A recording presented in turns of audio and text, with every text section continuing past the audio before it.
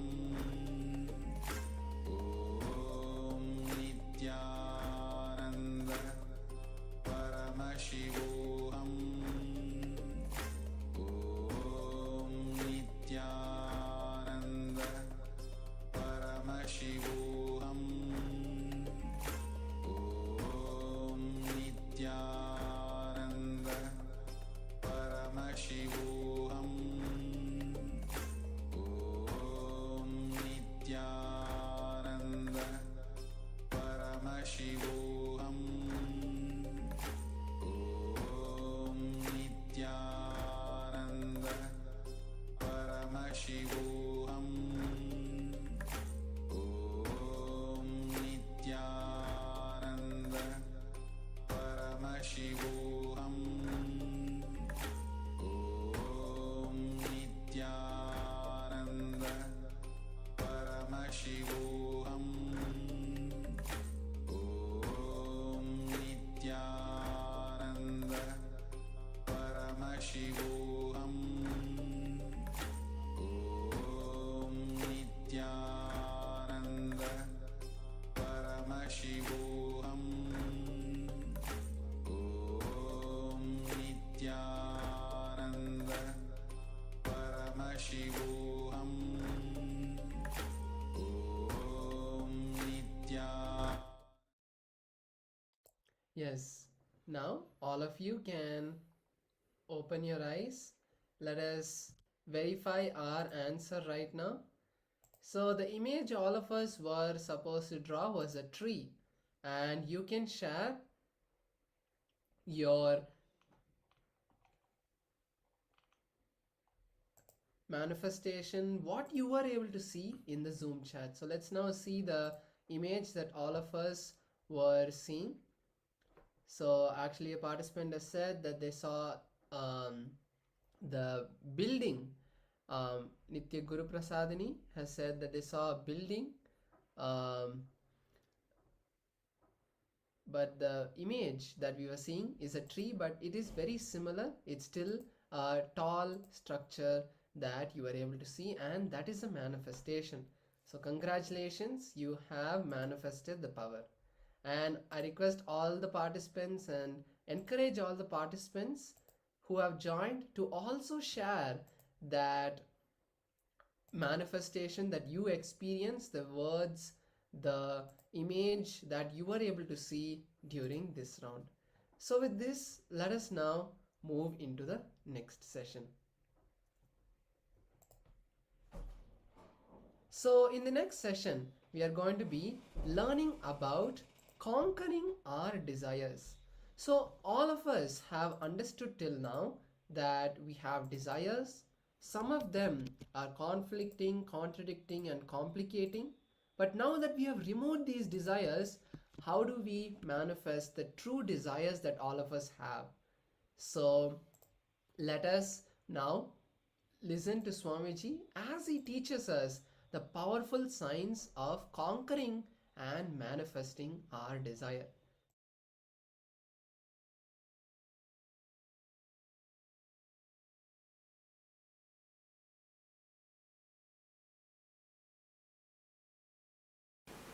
Your desires are your life. Your desires are your life. Listen. It's your desires which infuse life into you, and it's your desires which infuse energy into you. Same way, conflicts in your desires brings tiredness in you. Contradictions in your desires brings boredom in you. Confusions in your desires bring frustration in you. Please understand. Your desires are your life. Conflict in your desires bring confusion in you. Conflict in your desires bring tiredness in you. Confusions in your desires bring frustration in you. Its contradiction in your desires bring boredom in you.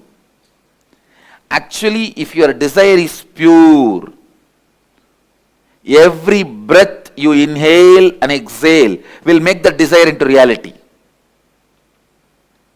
When your desires have conflict, confusion and contradiction, every breath brings tiredness, boredom, frustration in you. Every breath is like a air blower into balloon. Your desires are the shape of the balloon. If the shape of the balloon is Tom and Jerry, when you blow the air, you will have Tom and Jerry. Conflict, constant conflict.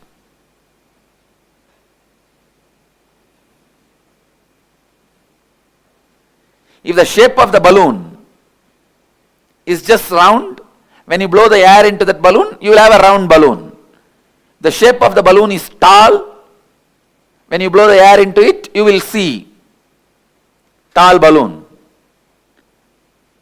Your breath infuses energy into your desire. So the one and only thing you need to do in your life is not giving up desire, but removing the conflicts, confusions, contradictions in your desires. Please understand, renunciation is not giving up your desires, it is giving up conflicts, contradictions, confusions in your desire. One of the biggest mess up happened in the field of spirituality is wrong understanding. Renunciation means giving up desires. That's the worst understanding happened or misunderstanding happened in the spiritual field. Raga means attachment. Araga means detachment. Viraga means renouncing the conflicts, confusion and complications of desires. You need viraga, vairagya. Viraga becomes vairagya.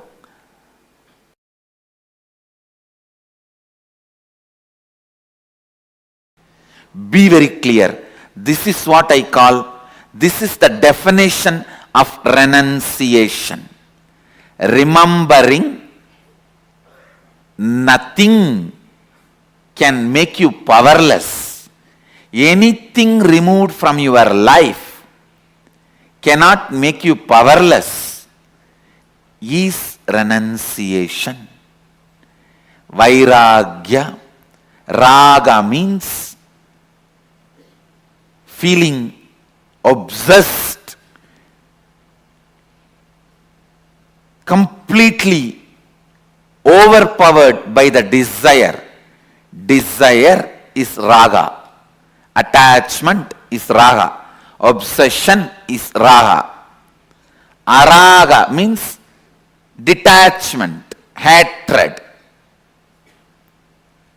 Viraga means knowing very clearly whatever you think as even core of your life, even those things, if they are removed, you will not become powerless.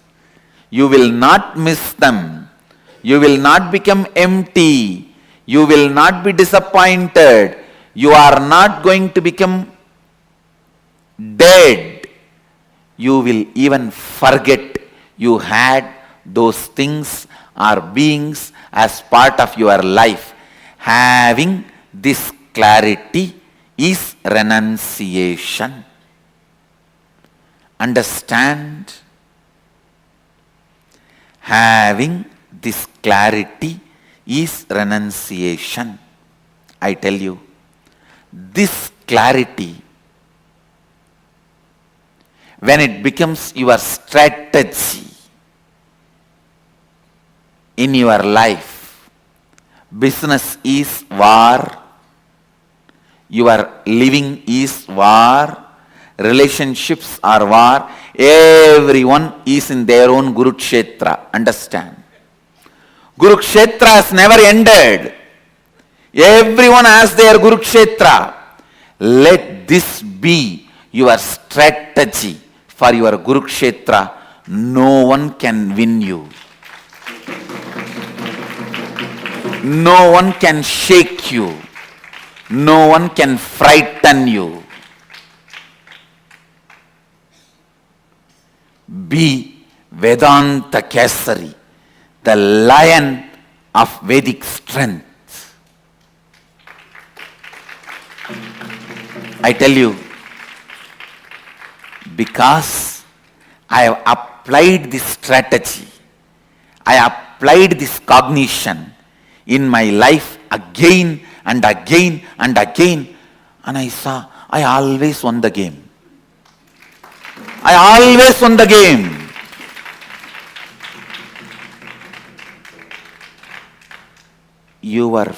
the moment you have a fear that if something is removed from your life, you will become depressed, you will become empty, you will lose life, that fear becomes strength of your enemy. When he knows you can't be frightened, he becomes powerless. Understand? If you can be frightened, your enemy is powerful. If you can't be frightened, your enemy becomes powerless. I tell you, this simple understanding of me and this simple cognition of me, anything can be removed from me. I will not become powerless. I will not become depressed. I will not lose anything. I will not be lost. I may not even remember that I had that in my life. Be very clear. The spiritual truth, when it becomes part of your cognition and strategy, anywhere you go, Krishna is driving your chariot.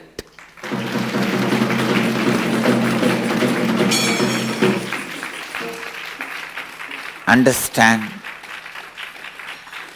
Internalize just this one truth. Tena tyaktena bunjita. Tyaha. The word tyaha is used here. Tena means with this understanding from this context. Tyaktena bunjita makrita kasya sridhanam. Please listen. The world is ever changing, but it is filled with consciousness, Isha. The consciousness is independently intelligent and compassionate. If something is removed from you, don't curse the life. It is done with tremendous compassion. It is done with tremendous compassion. I am telling you.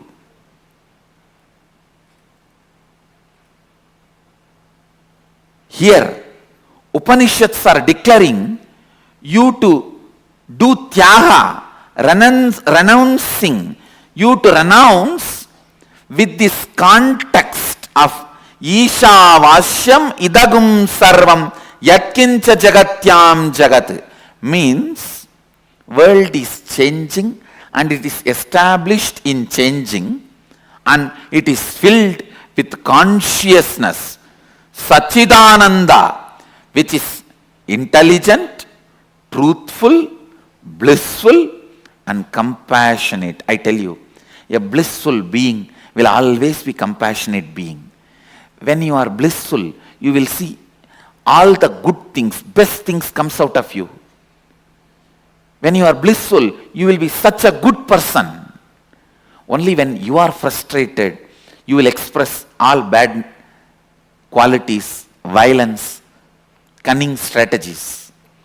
A blissful person is always compassionate person. Isha, consciousness, independent intelligence, which has its own will, functions out of pure compassion. So understand, renunciation is not supposed to be done out of frustration or inability or powerlessness.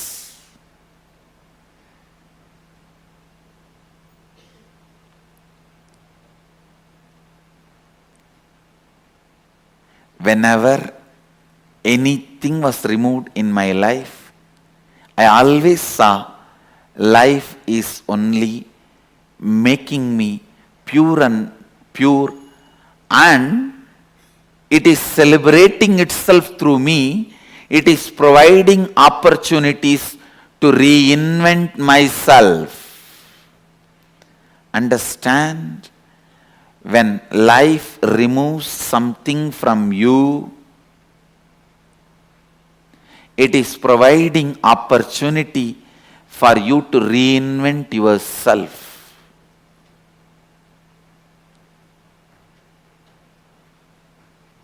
And when you are clear that nothing can frighten you, nothing can make you lost, nothing can put you in powerlessness and depression.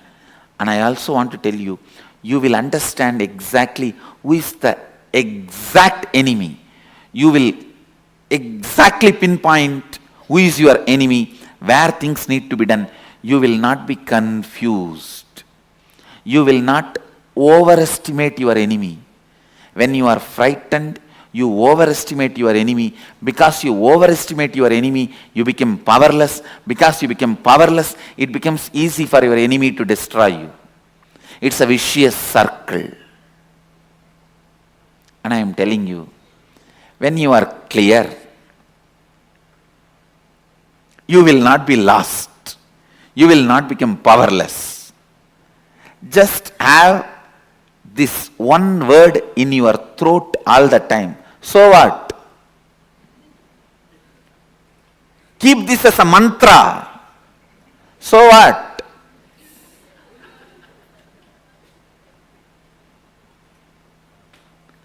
Know clearly.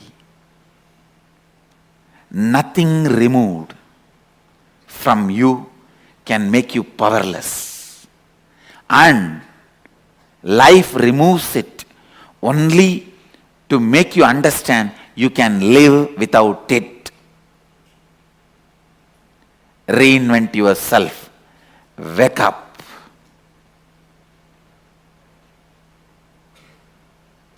Please understand,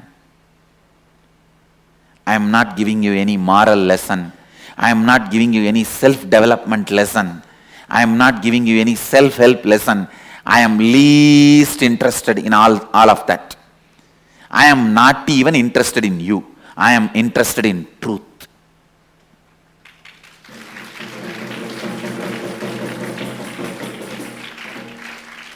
I am just interested in truth.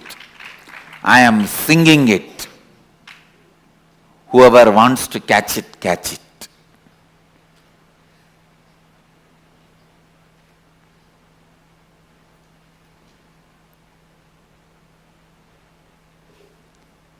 Understand.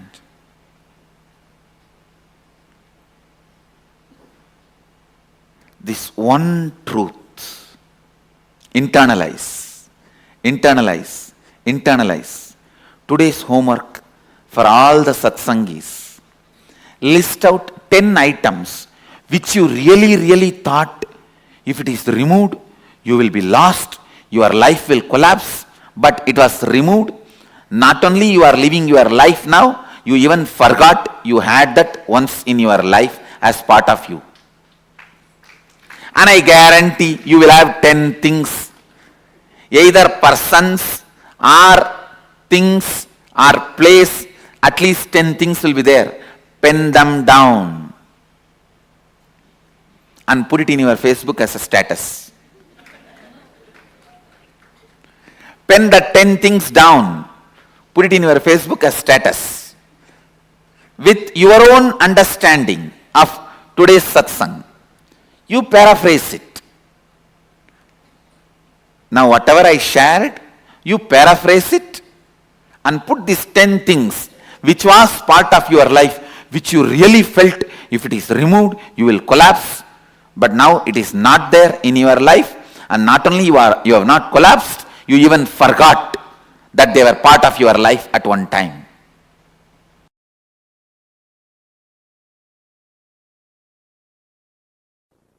One of the biggest problem all human beings feel that they need to do a lot of actions, they need a lot of kriya shakti to achieve anything they want, health or wealth or enlightenment or powers, that is delusion. Please understand, you need sheer ichcha shakti, means will, desire, that's it. The desire itself is capable of manifesting kriya, the action power. Listen to these three words. Ichcha shakti, your desire power. Power to desire, will. Kriya shakti, power to work intensely and manifest. Jnana shakti, power of enlightenment, knowledge. See, one of the biggest problem all of you have is your delusion that too much of work is needed to achieve anything. Whether you want health, oh, I have to get up and do yoga, stretch my body. Only then I can have health. If I want wealth, I have to get up and go to office and work like a dog, day and night. Only then I will have wealth. First of all, you don't understand, no dog works.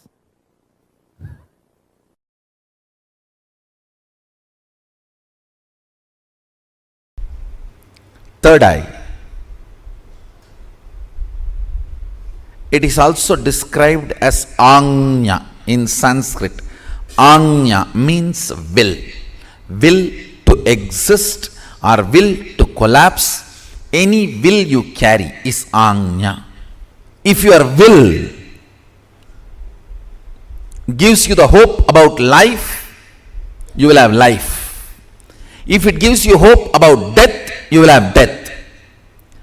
Anything you decide with your will, you manifest that. Understand, every breathing you do, you are giving life to your will to manifest. Every rupee you spend, you vote for that. If you are spending 1 rupee on pizza, you vote for pizza and its future. If you spend 1 rupee on Coca-Cola, you vote for Coca-Cola and for its future. On anything you spend money, you vote for it. On any idea you breathe, you make that into reality. Your will, what it carries, hope or hopelessness, right or wrong, good or bad. Listen carefully. Right or wrong, good or bad, hope or hopelessness. Whatever you carry in your ajna, in your will, you are breathing life into it continuously. You are giving life to it. That is why I am saying your ajna is the most sacred spot in your life. Your ajna is the most sacred space in your life. What you cherish in your ajna matters. What you cherish in your will matters. Let me repeat once more. Listen intensely. Your third eye, which is called ajna in Sanskrit, which literally means will. If your will perceives hopeful future, you breathe life into that future, that kind of a future. If your will perceives hopelessness, You breathe life into that kind of a hopelessness. What you perceive through your will as possibility of your life matters.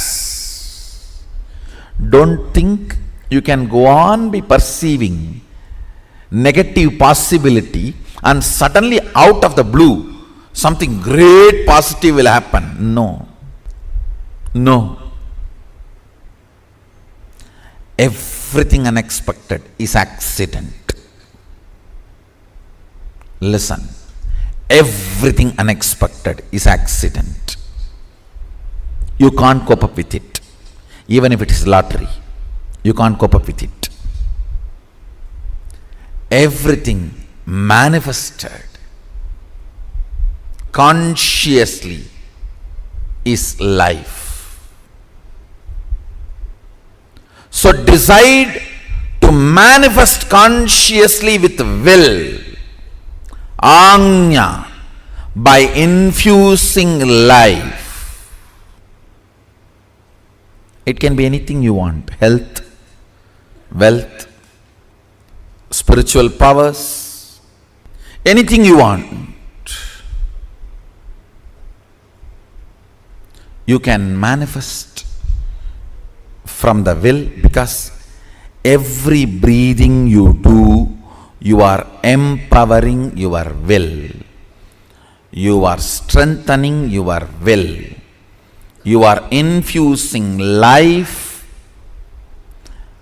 into what you are carrying in your will. Understand? If you pick up a pen and paper and just write without thinking much about your future, first 7-8 lines which is there, the tip of your tongue, tip of your hand, tip of your mind, that is will. That is what is your will. Understand? I am giving you the tip to find what is in your will. If fear is what opens up first, that is what is in your will. You need to seriously complete it. If confusion is what is there in your will, the first 4 or 5 statements are all about confusion. That is what is there. Seriously you need to complete it. Otherwise, with every breath you are giving life to it. Unplanned, without planning, spontaneously what is there on you. When you manifest, if you pen down what is there, that is what is actually in your will. You are giving life to it constantly. Beautifully Sadashiva describes about this Anya and its power. More and more you think about your body and mind, the power of Anya goes down. More and more you think authentically, responsibly, it manifests as what you want. More and more you look at the cosmic principles, the energy of the Anya goes up. Listen. More and more you think of your body, mind, the energy of the Anya goes down. Cunningness, constantly thinking about you, makes the energy of the Anya go down. Understand? Constant remembrance. Listen carefully. Humbleness is not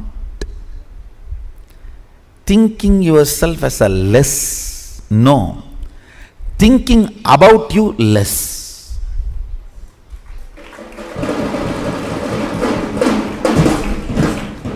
Humbleness is not thinking yourself as less. Listen carefully. These so-called humble people are the most cunning. The record says Saguni used to be very humble. Very humble. Humbleness is not supposed to be having low inner image. No. Not remembering your inner image is humbleness. Inactive, passive inner image is humbleness. Not low inner image is humbleness. Understand, there's a big difference. Low inner image is not humbleness. Passive inner image, inactive inner image is humbleness. Inner image from which too much of thought currents are not released. Very passive. That is humbleness. Intuition, melting the wax, and how it relates to the 25 states of consciousness. Yes. Listen. Intuition is from this Turiya and Turiya, this state. All of you listen carefully. Whenever, whether swapna, dream or waking state, come near this Turiya and Turiya, the intuition is experienced. It is like a Turiya and Turiya is like a huge fire. And dream and waking, both states are made of the same wax. Dream state is little polluted wax.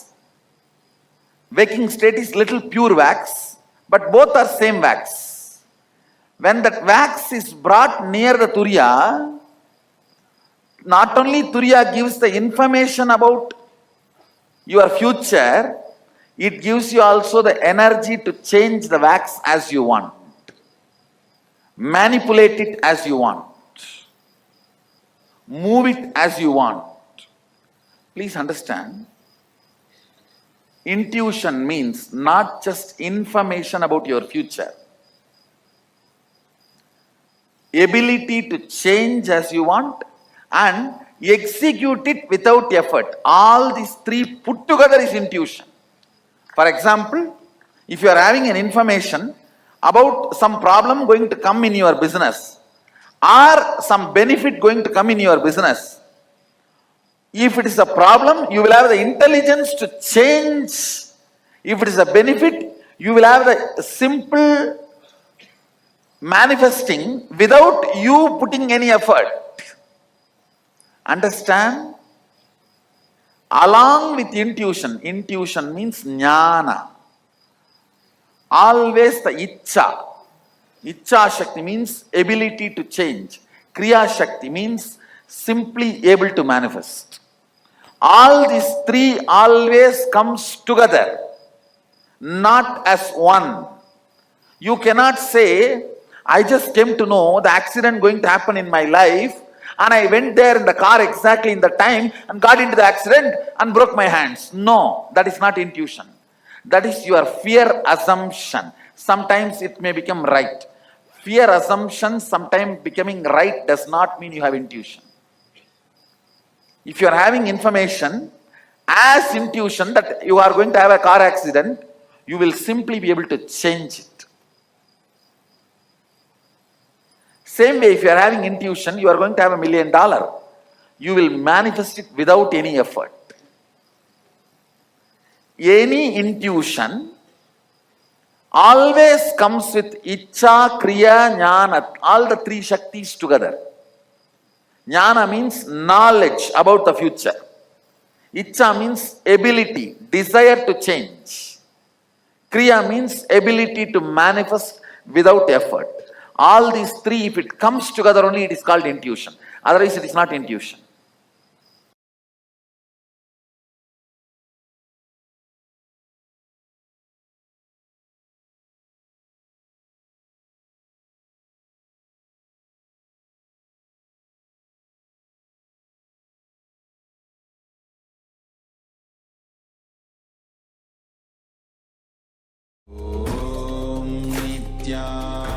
Nanda Paramashivoham Om Nitya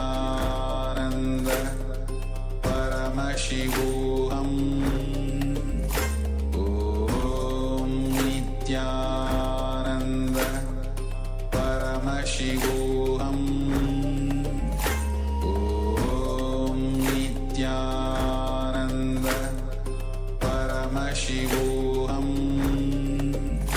Om Nityananda Paramashivoham Om Nityananda Paramashivoham Om Nityananda Paramashivoham Om Nityananda Paramashivoham Om Nityananda Paramashivoham Om Nityananda Paramashivoham Om Nityananda Paramashivoham Om Nityananda Paramashivoham Om. Yes, Nityananda everyone.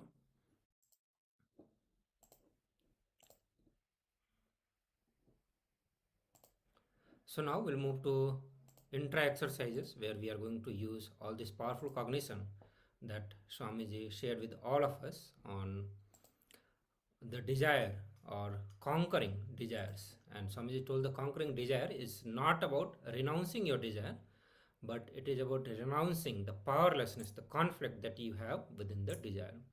Whether it is a conflict, contradictions, all this you are going to be working on dropping all of that.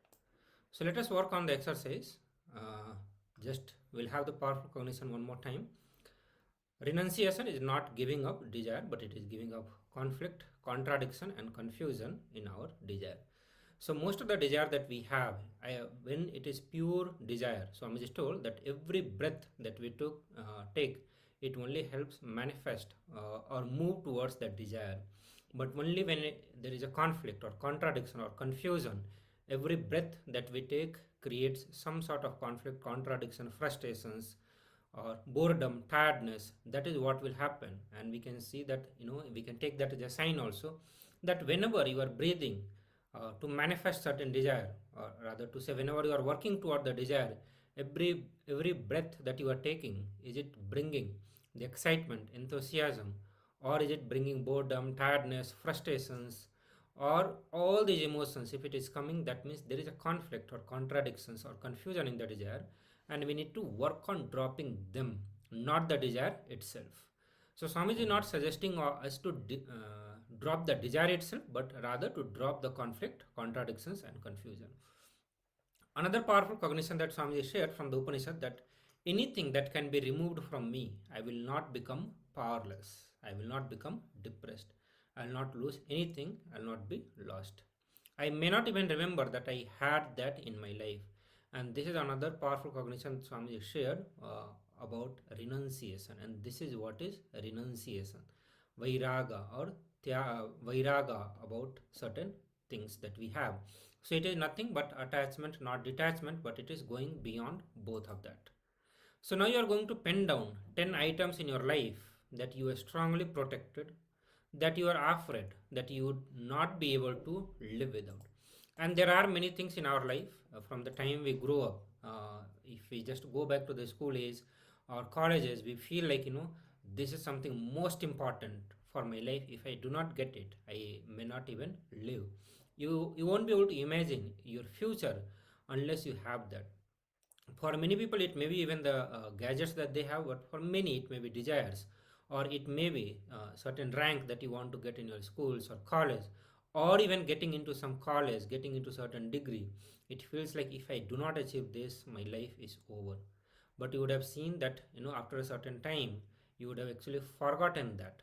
So you are going to look back into your life and pen down 10 such items that you are strongly protected, literally worked to have it, or you literally felt that if you do not get this, you do not have a future. You cannot think of life. So you have to pick up, pen down all of that 10 different items you have to write it down. So let us start from there, and then we'll move to the next part of it. So I request all the participants to start writing it. I'm also going to project this assignment on your screen, and let me know if you are having any doubt with this.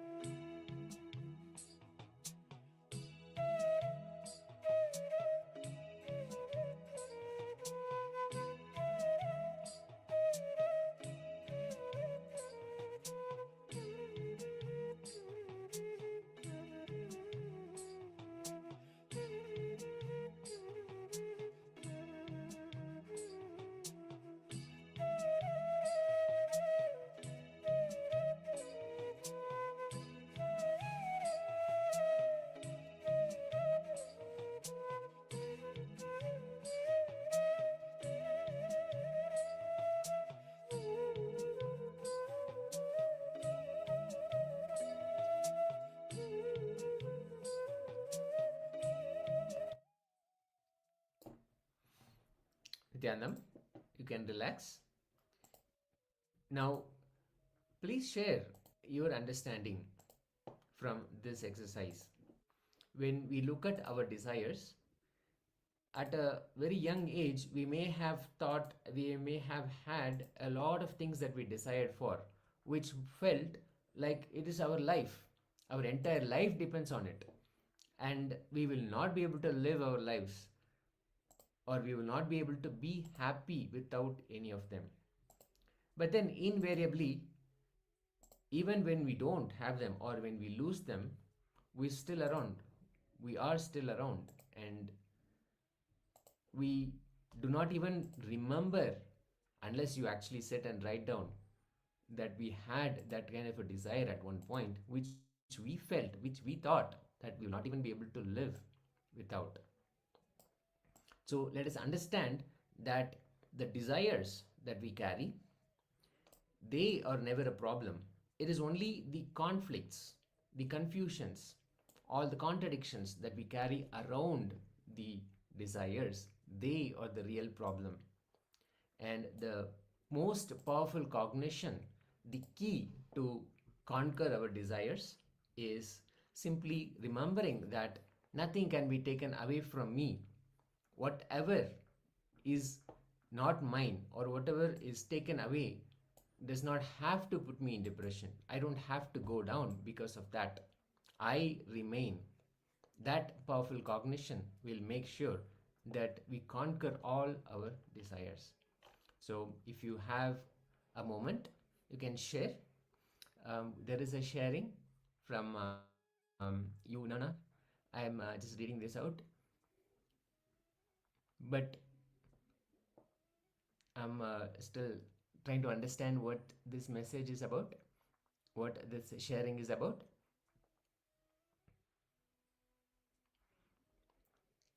I think what the message says is that you did not seem to care when the giving happens, when the taking away happens, but then it is always in your memory. Yes. So even things are taken away from us, at that time we may not care, but we remember that something has been taken away. So the thing is, the key here is to not get into powerlessness, that something has been taken away from us. The powerful cognition that the Supreme Pontiff of Hinduism shared is basically identifying that nothing can really be taken away from us. No matter what happens, I remain, I will be here. So that is the beautiful key that we can have to conquer our desires. So thank you so much for sharing. Now we'll move to power manifestation round, and we are going to have more sessions. We are going to work on more desire patterns, the guilt pattern that we have. For this round of session, we just needed to build this understanding that you don't need to get powerless when certain things are taken away, and you already have done this in your past. There are many things which has been taken away from your life, and you literally you thought that my life is going away, but after some time you literally forgot it. And that is what you need to imbibe as a truth, that anything that is taken away from life is not going to kill you. You are not going to lose your identity, you are not going to lose yourself. Just renounce it. Just hold on to this powerful cognition that I will not get into powerlessness. So with this powerful cognitions, and sincerely doing all the assignment, let us get into the power manifestation. We are going to be manifesting the power of third eye, and I will be projecting one of the picture which you have to scan through your third eye, and after scanning through your third eye, you have to start drawing it on the paper. Okay, so I'll just project it for a few minutes, but before that I would like all of you to close your eyes or put an eye band so that you do not see the picture in any way, or even you are not able to sense any color or anything. So just put the blindfold so that no light passes through your eyes. So please close your eyes and connect with the Swamiji through third eye by chanting Mahavakya, and then I will project the picture and you just scan through your third eye and start drawing it. Again, at the end of the power manifestation, I'll again project the picture for all of you to verify it. So I'm going to project it now. I request all of you to close your eyes. So I'm projecting it. Now chant Mahavakya intensely and loudly. Scan through your third eye and chant Mahavakya.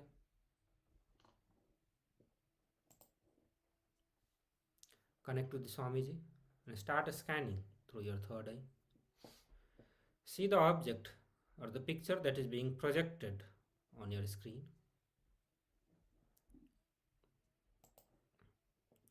So continue to scan it.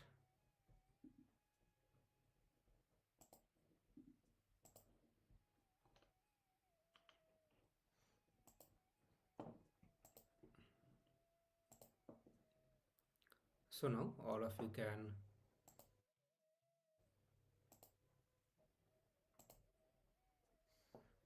please sit straight.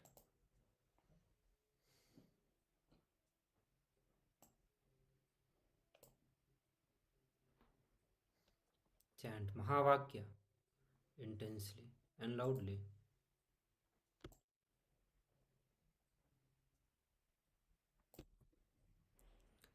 Connect to the Swamiji through your third eye. Completely be in relaxed manner. Just bring your awareness to your third eye.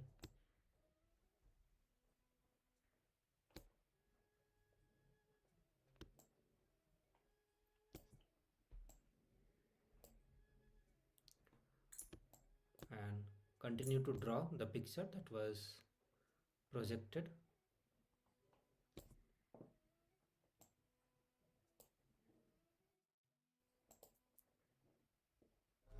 Paramashivoham Om Nityananda Paramashivoham Om Nityananda Paramashivoham Om Nityananda Paramashivoham Nityananda Paramashivoham Om Nityananda Paramashivoham Om Nityananda Paramashivoham Om Nityananda Paramashivoham